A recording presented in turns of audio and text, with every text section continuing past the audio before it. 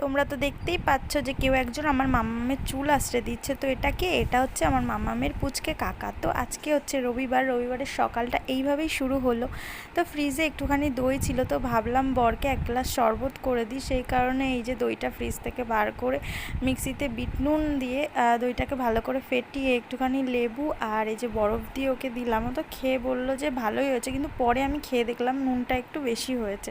তো যাই হোক, এরপর এই যে মেয়েকে স্নানটা করিয়ে দিল। রবিবার হলেই মেয়ে ওর পাপার সাথেই স্নান করে, মানে ওর পাপা থাকবে আর কি। তো এরপর বিকেলবেলা এই যে বর একটু বেরোচ্ছে, কারণ বর যাবে বাইরে ঘুরতে, সেই কারণে কিছু টুকটাক শপিং করবে। আগেও করেছিল, সেগুলো তোমাদের সাথে শেয়ার করিনি। তো এখন ভাবছো তো যে কেন আগে শপিংগুলো শেয়ার করিনি, এখন তোমাদের সাথে শেয়ার করছি। তার কারণ হচ্ছে এই দেখো, আমার মাম্মামের জন্য ও একটা ঘড়ি কিনে নিয়ে এসছে, তো সেটাই তোমাদেরকে দেখালাম। তো রাতের ডিনারে ছিল বিরিয়ানি। আজকের মিনি ব্লগটা এই পর্যন্ত, টাটা।